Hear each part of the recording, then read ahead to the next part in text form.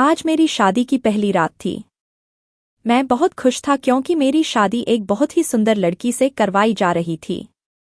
यह शादी भी मेरे लिए एक अचानक से होने वाले सरप्राइज से कम नहीं था। मुझे नहीं पता था कि मैं कुछ दिनों बाद ही अपने कमरे के सामने खड़ा होऊंगा और मेरी सुहाग रात होगी। फिर भी मैं बहुत खुश था।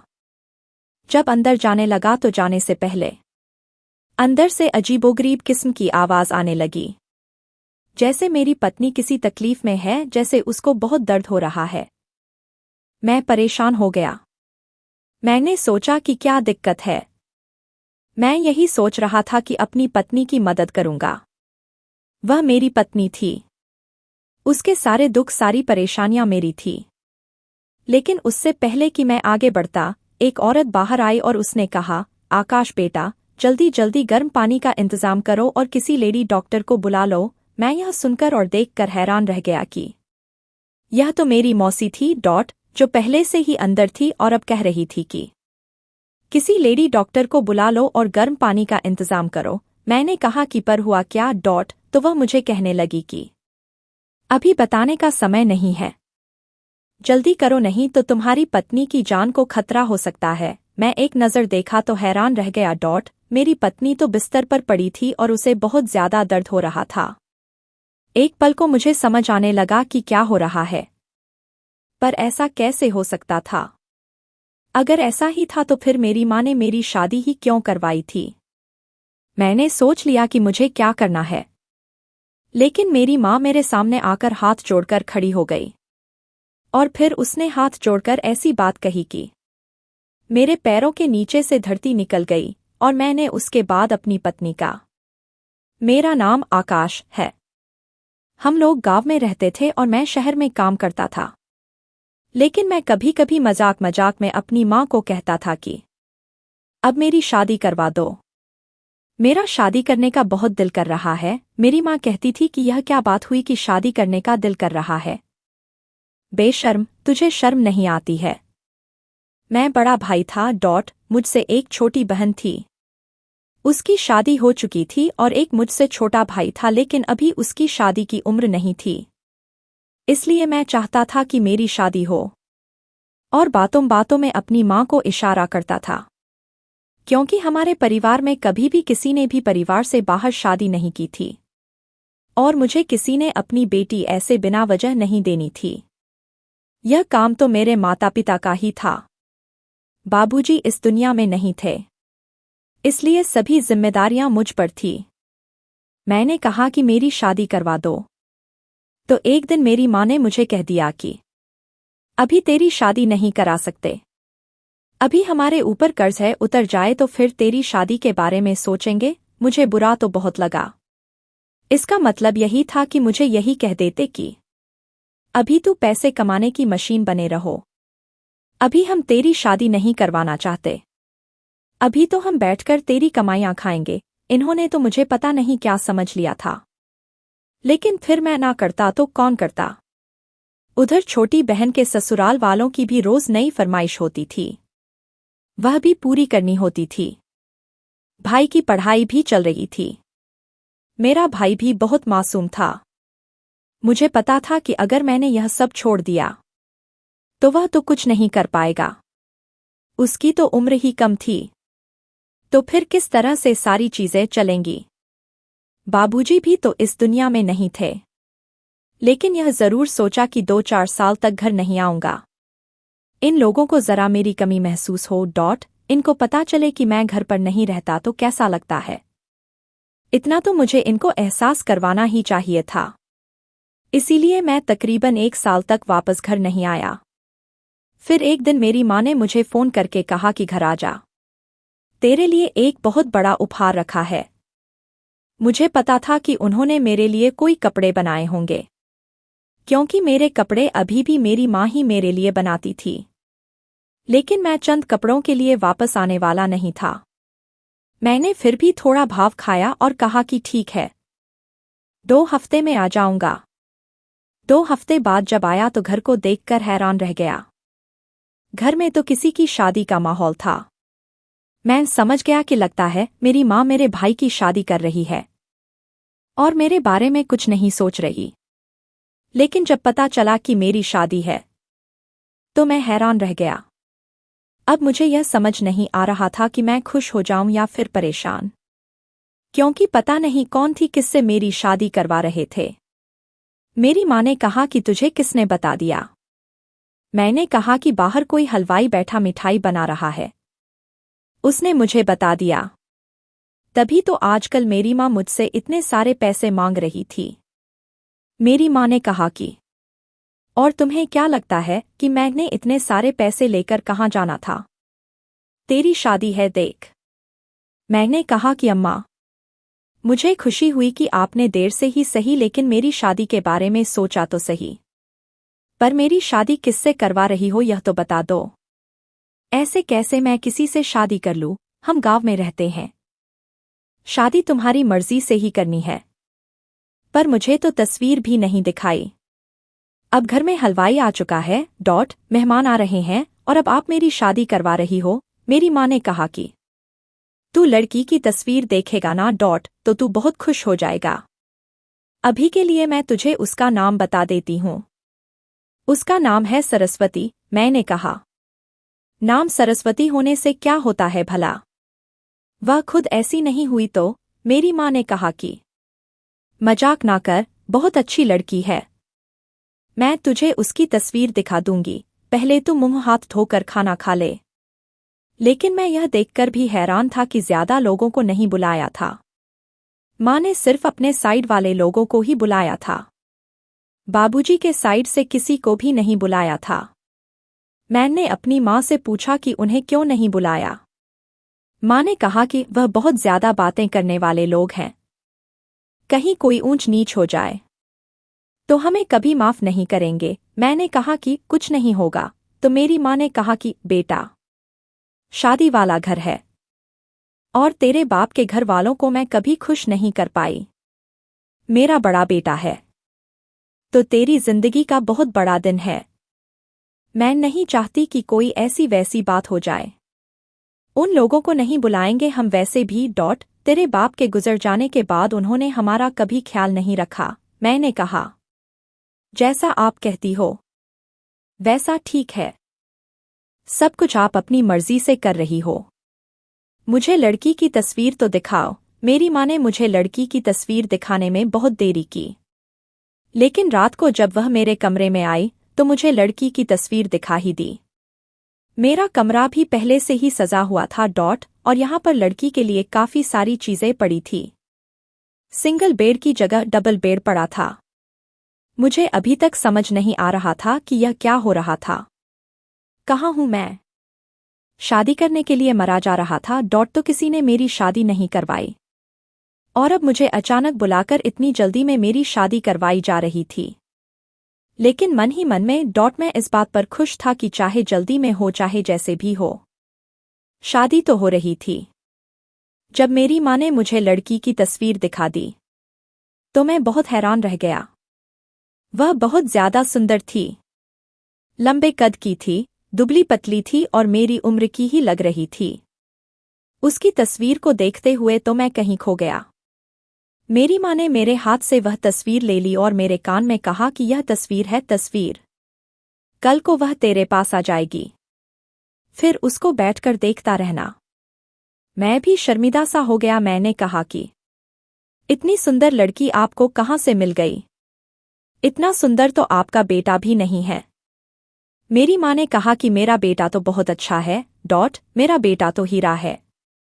वैसे एक बात थी कि मेरी माँ मुझसे कोई इतना ज्यादा लाड प्यार नहीं करती थी कि मेरा बेटा हीरा है, मेरा चांद बेटा है, लेकिन आज कर रही थी। अभी तक इस घर में जो कुछ भी हो रहा था वह सब कुछ ही ऐसा था कि जिसके बारे में मैंने कभी नहीं सोचा था कि ऐसा एक दिन हो सकता है, लेकिन अब हो रहा था। सुबह मेरी शादी थी। मेरी माँ ने मेरे लिए कपड़े भी रख दिए और मुझे कहा कि समय से तैयार हो जाना, शादी मंदिर में होनी थी। हम लोग भी सज धज के मंदिर पहुंच गए। मेरी पत्नी ने फिलहाल घूंघट किया हुआ था। उसके तरफ के घर वालों में मेरे ससुर जी भी थे। और सासू माँ भी थी और एक साली भी थी। हमारी शादी हो गई और अब हम लोग वापस घर की तरफ आ रहे थे। मेरी पत्नी को मेरे कमरे में भेज दिया गया था और कुछ छोटी मोटी रस्में होने लगी। उसके बाद मेरी माँ ने कहा कि बेटा, यह सभी जो लोग हैं खिलाने पिलाने वाले कुर्सियों वाले, जरा इनको विदा कर दे। मैं ऐसे काम में उलझा कि मुझे पता ही नहीं चला कि कब 3-4 घंटे गुजर गए और रात हो गई। मेहमानों में से भी कुछ मेहमान वापस चले गए सिर्फ मेरी मौसी ही रह गई थी और अब घर में काफी सुकून था। मेरी माँ ने मुझे कहा कि बेटा तू अपने कमरे में चले जाना, सरस्वती तेरा इंतजार कर रही होगी। लेकिन मुझे तुझसे एक बड़ी जरूरी बात करनी है। पहले मेरे कमरे में आकर मेरी बात सुन लेना। मैंने कह दिया था कि ठीक है, पर मैं अपनी माँ के पास जाना भूल गया और सीधा अपने कमरे की तरफ ही चल पड़ा। अभी अपने कमरे से थोड़ा दूर था कि ऐसी आवाज सुनी कि हैरान रह गया। ऐसा लगता था कि मेरी पत्नी बहुत तकलीफ में है। वह बुरी तरह से चिल्ला रही थी। मैं डर गया। मैंने कहा क्या हो गया उसके साथ, क्योंकि अब उसकी तकलीफ मेरी तकलीफ थी। लेकिन जैसे ही अंदर जाने लगा तो मौसी बाहर निकली और कहने लगी कि जाकर किसी लेडी डॉक्टर को बुला ला। मेरी माँ भी अंदर ही थी। मैंने कहा हो क्या रहा है, तो उन्होंने मुझे अंदर आने से मना कर दिया और कहा कि पहले तू जाकर डॉक्टर को बुला ला और यह शेरवानी बदल कर जाना। मैं भी हैरान रह गया और एक पल को कहीं खो गया। तो मेरी मौसी कहने लगी कि खड़ा क्यों है, जा जल्दी जा।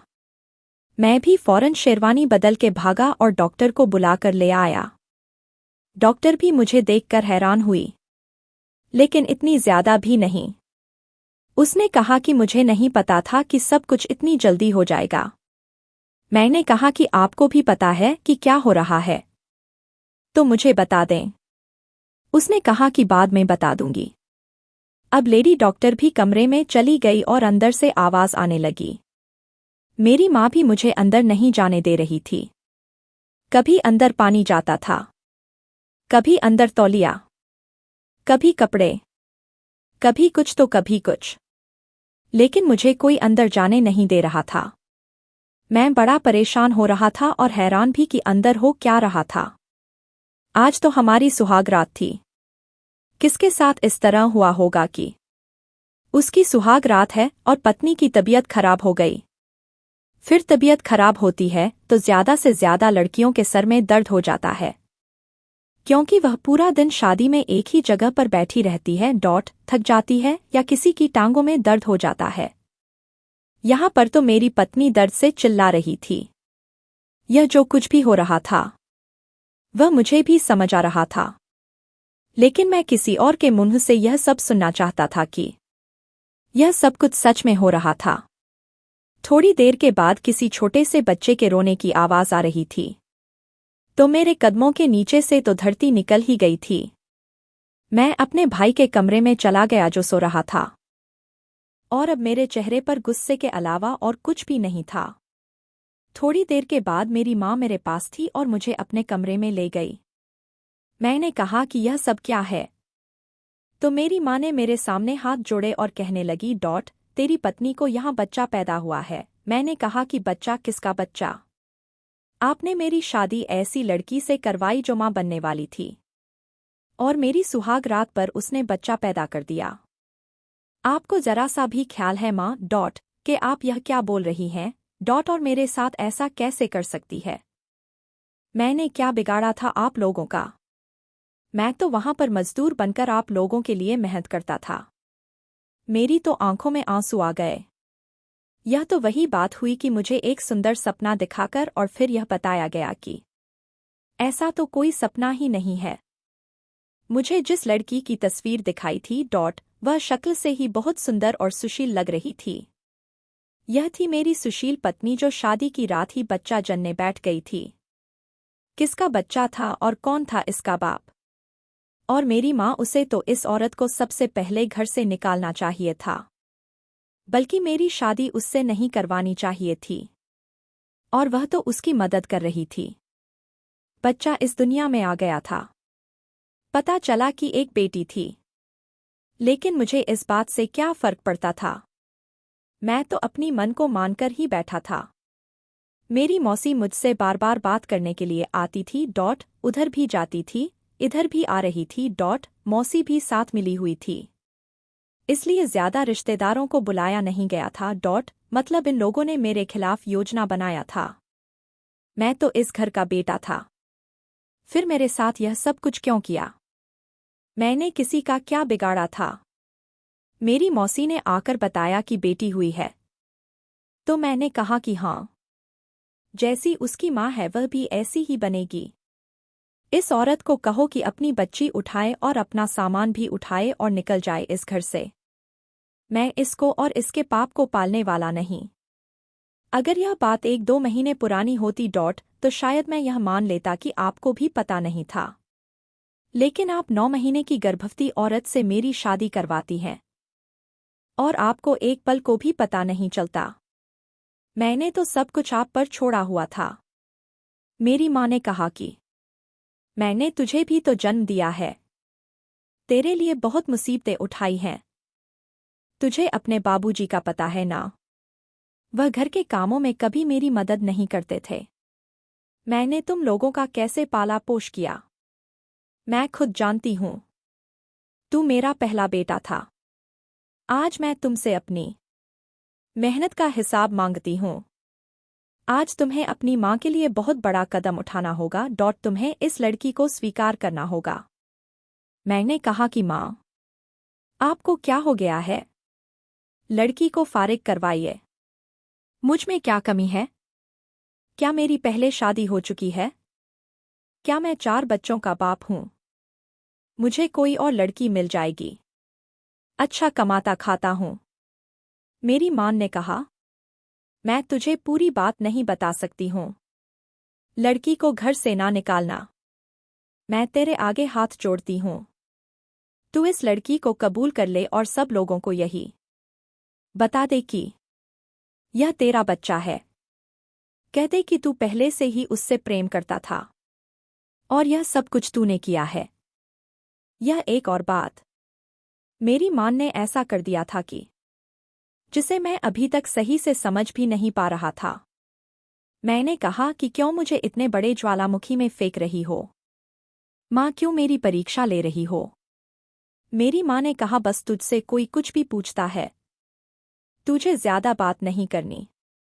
तुझे कहना है कि तू ही सरस्वती की बेटी का बाप है।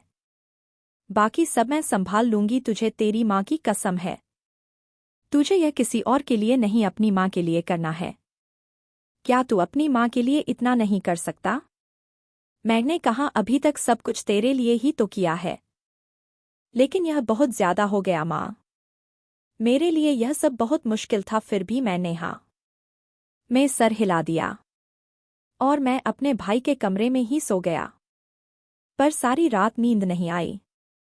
2-4 दिन गुजर गए, मौसी भी चली गई। मेरी माँ और सरस्वती मिलकर ही उस बच्ची की देखभाल कर रही थी। मैंने तो उसे देखा तक नहीं था, ना उठाया, लेकिन वैसी ही थी जैसे छोटे बच्चे होते हैं। एक दिन मैं अपने कमरे में चला गया क्योंकि मेरा कुछ सामान वहां पड़ा था। तो मुझसे सरस्वती ने पहली दफा बात की और कहने लगी, आपके लिए चाय बना दूं? मैंने कहा था नहीं, इसकी कोई जरूरत नहीं है। उसने कहा, आप पति हैं मेरे, मैं आपका काम नहीं करूंगी तो कौन करेगा? मैंने दिल में सोचा कि तुम्हें यह बात तब याद नहीं थी कि कोई तुम्हारा पति होगा, कि तुम किसी की पत्नी बनोगी, जब तुम यह सब कुछ कर रही थी। पर मेरी माँ ने कहा था कि उससे कोई बात ना करना, वह बहुत दुख में है। पता नहीं उसे किस बात का दुख था, लेकिन वह भी पूरा दिन अपने कमरे में ही बैठी रहती थी और रोती रहती थी। मेरी माँ उस कमरे में ही खाना पानी सब कुछ देती थी और उसकी बेटी का भी ख्याल रखती थी। जहां तक मैं अपनी माँ को जानता था, मेरी माँ अच्छी औरत थी, कोई ऐसी जालिम औरत नहीं थी। लेकिन इतना बड़ा काम था, मेरी माँ यह सब कुछ क्यों कर रही थी? उसके पीछे कोई ना कोई वजह जरूर थी, क्योंकि चाहे वह दुनिया की सबसे अच्छी औरत क्यों ना हो, कोई देवी ही क्यों ना हो, लेकिन अपनी बहू के लिए कभी भी इतनी अच्छी नहीं हो सकती। वह भी ऐसी बहू जो पीछे से इतना बड़ा गुनाह करके आई है और शादी की रात किसी और का बच्चा पैदा करके हाथों में पकड़ा दिया है। और जिस तरह मेरी माँ उस लड़की को प्यार करती थी, ऐसा लगता था कि उनके दिल में रत्ती बराबर भी नफरत या जहर नहीं है। लेकिन यह बात नाकाबिले हजम थी। मेरी माँ ने मुझे कहा था कि यह बात किसी के कानों कान भी पता नहीं चलनी चाहिए, लेकिन मैं कैसे इस बात को अपने दिल में छुपा के रखता। मैंने अपनी एक भरोसेमंद दोस्त को यह सब कुछ बता दिया। वह भी सुनकर हैरान रह गया। उसने कहा कि इस लड़की को मैं जानता हूँ। मैंने कहा कि बताओ मुझे, यह लड़की कैसी है? तो वह कहने लगा कि लड़की तो बहुत अच्छी है, पढ़ी लिखी है, घर से ज्यादा बाहर नहीं निकलती है, इसका बाप उसका भाई बड़े नियम वाला है, घर से बाहर निकलने नहीं देते, इसकी 2-3 बहनें और भी हैं, यह शायद सबसे बड़ी है। हमें नहीं पता कि देखने में कैसी है, लेकिन सुना है कि बहुत अच्छी लड़की है। अगर तू मुझे सिर्फ इतना बताता कि तेरी शादी इस लड़की से हो रही है, तो मैं तुझे आंखें बंद करके कह सकता था कि किसी से बहुत अच्छी लड़की मिली है। लेकिन यह बात तो मुझे भी हजम नहीं हो रही कि इस लड़की के साथ ऐसा क्या हुआ कि यह इस हद तक जा पहुंची। और तेरी माँ को क्या हुआ है कि वह भी इसका साथ दे रही है? देख, तुझे सब कुछ तेरी माँ ही बता सकती है। मैंने कहा कि मुझे यह नहीं जानना कि क्या हो रहा है। मुझे तो यह जानना है कि इसके साथ यह सब कुछ किया किसने है, क्योंकि जिसने यह सब कुछ किया है मेरी माँ उसका साथ दे रही है। इस लड़की के साथ यह समझ क्या करेगा? तू तो अच्छी तरह जानता है, जो लड़की शादी की रात ही बच्चा जनने बैठ जाए, फिर वह अच्छी लड़की तो नहीं होती। यह तो सबको ही पता है। इसको बचाने वाली मेरी माँ है, और मेरी माँ सिर्फ उसको ही नहीं बचा रही है, उसकी संतान को भी बचा रही है, और उसकी संतान के बाप को भी। क्योंकि जब मैं पूछता था कि मुझे बता दो कि आखिर ऐसा क्यों हो रहा है, तो वह चुप हो जाती थी। क्यों मेरे सर पर किसी और का पाप डाल रही है? मेरा क्या कसूर है? मेरे दोस्त को भी बहुत अजीब लग रहा था। उसने कहा कि मैं तेरी माँ को जानता हूँ, पता नहीं उनको क्या हो गया है। आंटी जी ऐसी लगती तो नहीं थी। उनको तो उस लड़की को पहले ही दिन घर से निकाल देना चाहिए था। तेरी शादी इससे नहीं करवानी चाहिए थी। लेकिन अब बात कुछ इस तरह की है कि अगर तू उनसे पूछेगा तो वह बार बार झूठ बोलेगी और तुझे बात का पता नहीं चलेगा। तू एक काम कर तू उस लड़की को भरोसे में ले, उसे किसी तरह अस्पताल ले जा और वहां जाकर इस बच्ची का DNA टेस्ट करा ले, तो पता चल जाएगा कि इसका बाप कौन है। मैंने कहा, लेकिन DNA टेस्ट सिर्फ लड़की का करने से क्या होगा? दूसरे आदमी का भी तो टेस्ट करवाना होगा ना? उसने कहा कि हाँ, यह बात भी है। आसपास के सारे लोगों को किसी तरह बहाने से ले जा, कुछ तो कर, तुझे कुछ करना पड़ेगा। यह काम तो बहुत ज्यादा मुश्किल था। 2 महीने पहले उसके यहाँ संतान होने वाली नहीं थी, लेकिन 3 महीने पहले ही उसने बच्चा जन्म दिया। शायद इसीलिए सब कुछ इस तरह से हुआ था। लेकिन वह 7 महीने की गर्भवती तो थी ना? मेरी माँ को तो इस बारे में पता होना चाहिए था। मेरी माँ ने खुद भी तो बच्चे पैदा किए थे। इसका मतलब कि मेरी माँ उसके साथ मिली हुई थी। मेरी पत्नी ऐसे रोती रहती थी जैसे उसके साथ कोई बहुत बड़ा जुल्म हुआ है, जबकि जुल्म मेरे साथ हुआ था। मैंने अपनी माँ से कहा, मुझसे यह सब कुछ नहीं हो रहा। मेरी माँ ने कहा, तू सब कुछ संभालने की कोशिश कर तू अपनी पत्नी के साथ रह। वह तेरी पत्नी है उसके साथ थोड़ा समय बिता, उसकी तबीयत ठीक हो जाएगी अपनी जिंदगी का पहला दिन एक दूसरे के साथ गुजारो, सब कुछ ठीक हो जाएगा। लेकिन मेरा दिल ही नहीं मानता था। मेरी माँ कहती थी कि अगर हमने बच्चे को नहीं अपनाया तो बहुत बड़ी कयामत आ जाएगी। पता नहीं कौन सी आपत्ति और कयामत की बात कर रही थी। मेरे लिए तो पहले ही मुझ पर मेरी कयामत आ चुकी थी। मेरी माँ ने मुझे फिर से अपनी बातों में लगा लिया और कहा कि अपने कमरे में सोया कर। पर जब से मैं उसके कमरे में सो रहा था मैंने एक अजीब बात देखी थी कि वह रात को नींद में बोलती थी और ऐसा लगता है कि किसी से डर रही है। अजीब सी बातें करती थी। कहती थी, नहीं नहीं, दूर रहो मुझसे नहीं नहीं, दूर रहो, इस तरह की बातें करती थी। मेरा दिल करता था कि मैं उसको जगा दूं। शायद वह भी बुरा सपना देख रही थी। लेकिन फिर मैं नहीं जगाता था। थोड़ी देर के बाद उसकी आंख खुल जाती थी तो मैं सोने का नाटक करता था और वह फिर एक घंटे तक रोती रहती थी। ऐसी भी क्या बात थी? मुझे लगा कि मुझे उससे पूछना चाहिए लेकिन जब मैंने उससे पूछा तो उसने सब कुछ मेरी माँ पर डाल दिया और कहा कि आप अपनी माँ से पूछ लीजिए, मैं आपको कुछ नहीं बता सकती। इन दोनों औरतों ने पकड़कर मेरी जिंदगी को नरक बना दिया था। अब मैं क्या करता किस तरफ जाता, किससे बात करता? फिर वही बात अपने दोस्त की बात पर ही सोचने का इरादा कर लिया और एक दिन अपनी पत्नी को बातों में लगाकर अस्पताल ले गया। मैंने कहा, बच्चे को पोलियो के टीके लगवाने वाले आए हुए हैं, चलो इसको ले चलते हैं। वह मेरी बात मान गई। रास्ते में भी सब लोग देख रहे थे कि यह देखो, इसकी अभी शादी हुई है और इसने बच्चा उठा रखा है। सब लोग यह समझते थे कि मैंने शादी से पहले ही किसी औरत के साथ यह सब कुछ किया था और फिर उससे शादी कर ली थी। कुछ लोग कह देते कि चलो कोई बात नहीं, अपनी गलती को स्वीकार तो किया है। और मैं बीच में मुफ्त में फंस गया था। मैंने तो कोई गलती की ही नहीं थी। तो फिर स्वीकार करने की बात कहाँ से आ गई? खैर, मैंने बच्ची के बारे में डॉक्टर को बताया और कहा कि आप उससे सैंपल ले लीजिए। उसने ऐसा ही किया और फिर किसी तरह अपने दोस्त की बात पर अमल करते हुए इधर-उधर से सबके सैंपल जमा किया। अपना सैंपल भी दिया और अब मुझे रिपोर्ट का इंतजार था। मैंने अपनी पत्नी की भी पूरी खोज करवाई ताकि पता चल सके कि यह बच्चा जिस वक्त हुआ था वह कहाँ थी। यह सारी बातें वह मुझे कुछ भी तो बता सकती थी, लेकिन उसने अपनी जुबान को तो ताला लगा रखा था। वह कुछ नहीं बोल रही थी।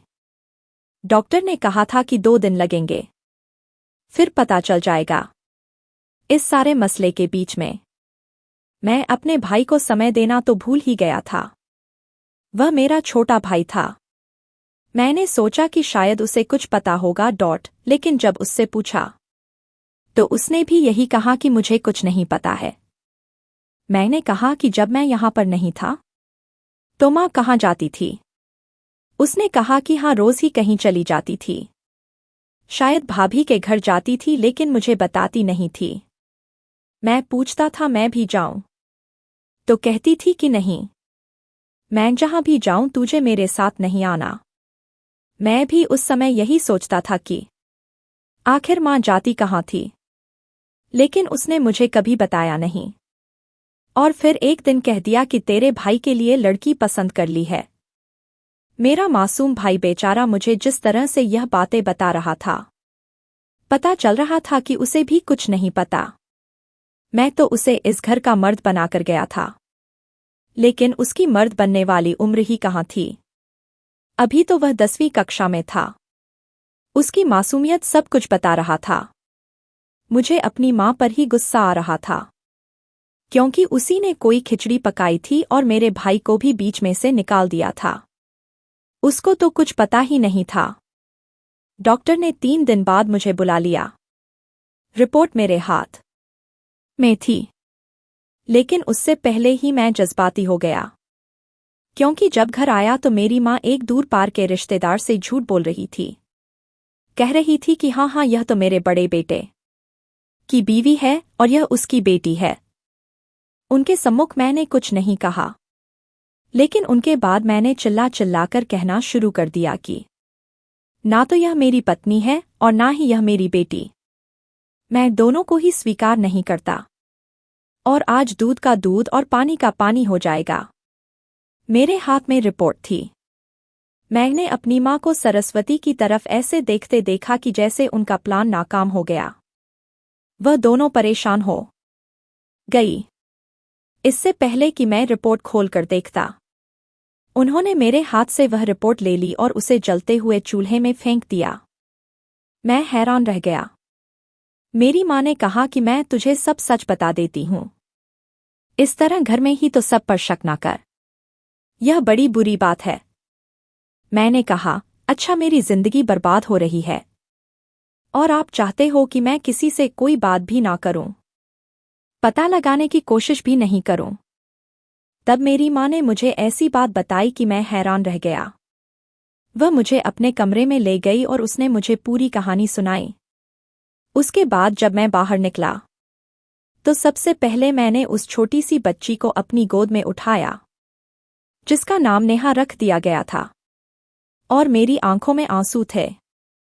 साथ ही मैंने सरस्वती को गले से लगाया और कहा, सब कुछ ठीक हो जाएगा, मुझे माफ कर दो। वह भी रोने लगी और उसने कहा कि मैंने तुम्हें माफ किया है और वह मेरे साथ उस दिन के बाद से बहुत खुश रहती है।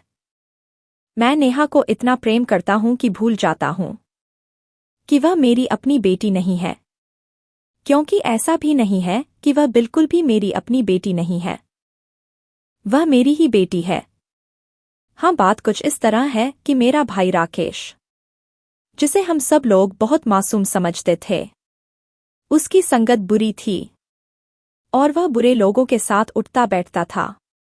उसके दोस्तों ने सरस्वती को कहीं देखा और जब उसने उन लोगों के साथ जाने से इनकार किया और उनके मुंह पर दे मारा तो उन्होंने एक प्लान बना लिया और सबने मिलकर सरस्वती के साथ बहुत बुरा किया।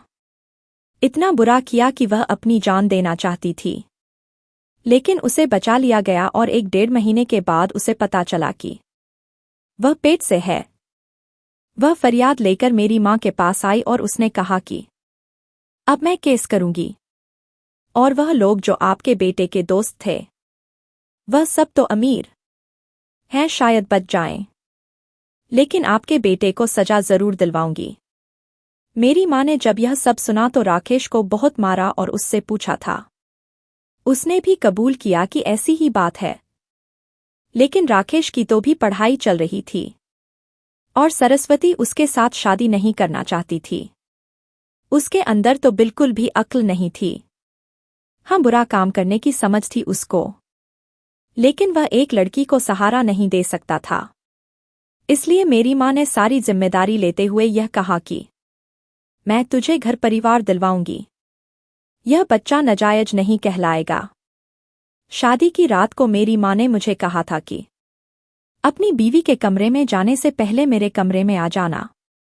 शायद वह मुझे उसी दिन यह सब कुछ बताना चाहती थी, लेकिन सरस्वती की तबीयत अचानक ही खराब हो गई थी और सब कुछ उस तरह से नहीं हुआ जिस तरह सोचा गया था, क्योंकि रिपोर्ट के अनुसार मेरा भाई ही उस बच्चे का बाप था। एक औरत को पता होता है कि उसके बच्चे का बाप कौन है। सरस्वती को भी पता था, इसीलिए वह यहाँ आई थी। उस दिन के बाद से मैंने एक सख्त निर्णय लिया। मैंने अपने भाई को दूसरे शहर भेज दिया, जहां पर वह हम सब से दूर रहकर सिर्फ पढ़ाई करें और उसे अपने लिए वहां पर पैसे भी कमाने पड़े। उसे जरा जिंदगी का पता चलता तो शायद उसकी अक्ल ठिकाने आ जाती, लेकिन उसके बाद हमने इस घर में कभी भी इन सारी बातों का जिक्र नहीं किया। आज नेहा 2 साल की हो गई है। सरस्वती फिर से माँ बनने वाली है। मुझे लगता है कि इस दफा फिर से एक प्यारी सी बेटी पैदा होने वाली है और फिर नेहा को भी एक प्यारी सी बहन मिल जाएगी। राकेश के साथ क्या करना है अभी मैंने सोचा नहीं है, पर मैं उसे इस घर में कभी भी आने नहीं दूंगा, क्योंकि मैं नहीं चाहता कि वह इस घर में मेरी बीवी के साथ रहे। अभी तो उसे बोर्डिंग स्कूल में भेजा है, उसके बाद उसे कहीं और भेज दूंगा, लेकिन वह कभी भी मेरी आंखों के सामने, मेरी पत्नी के सामने नहीं रहेगा। आप लोग बताइए कि अगर मैं अपने भाई के लिए ऐसा फैसला कर रहा हूं तो यह ठीक है या नहीं। पर एक बात बड़ी अजीब है कि मैंने सरस्वती के बारे में जब सुना तो अचानक से मेरे दिल में उसके लिए प्रेम बैठ गया। और अब मुझे पता चला कि वह बेचारी खुद कितने दहक में थी। तभी तो वह रातों को उठ उठकर रोती थी। इसमें उसका क्या कसूर था? वह तो बहुत अच्छी लड़की थी। वैसे अब तो वह मेरी पत्नी बन ही चुकी थी, तो मैंने उसे पूरे सच्चे मन से कबूल कर लिया और मेरी जिंदगी बहुत अच्छी जा रही है। मेरी माँ कोई उल्टा फैसला भी कर सकती थी। यह भी कह सकती थी कि यह बच्चा मेरे बेटे का नहीं है, निकल जा यहाँ से। पर मेरी माँ ने भी इंसाफ किया और इस दिन से मेरी माँ के लिए मेरे दिल में इज्जत बहुत ज्यादा बढ़ गई है। दोस्तों, वीडियो कैसा लगा कमेंट करके ज़रूर बताएं। वीडियो को लाइक और चैनल को सब्सक्राइब ज़रूर कर देना। धन्यवाद दोस्तों।